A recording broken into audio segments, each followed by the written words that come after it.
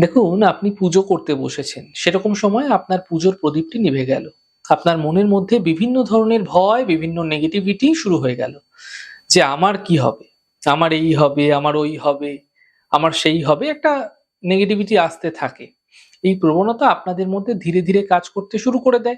কিন্তু সর্বদা প্রদীপ নিভে গেলেই যে অশুভ হয়, এমন লক্ষণটি কিন্তু ঠিক নয়। দেখুন, তার কারণ কি? পাখার হাওয়ার জন্য নিভে যেতে পারে বা অন্য কোনো বাতাসের কারণে নিভে যেতে পারে এবং তেলের কারণেও প্রদীপ নিভে যেতে পারে। ঠিক কি না? তো এরকম ধরনের বিভিন্ন সমস্যা আপনাদের ক্ষেত্রে তৈরি হতে পারে।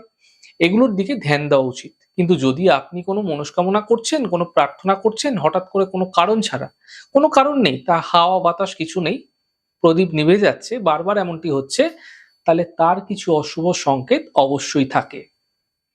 যদিও এমনটি মুখে বা সাধারণভাবে এর বিশ্লেষণ দেওয়া সম্ভব নয়। যদি এরকম আপনাদের ক্ষেত্রে হয়ে যাচ্ছে তাহলে আপনারা কি করবেন? আপনারা শতে, শতে প্রদীপের মধ্যে তেল দিয়ে পলতে দিয়ে প্রদীপটিকে আবার জ্বালিয়ে দিন।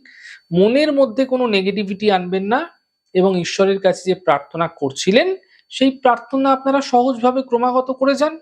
কোনো নেগেটিভ ভাবনা আনবেন না। এতে কোনো অশুভ প্রভাব আপনার জীবনে পড়বে না।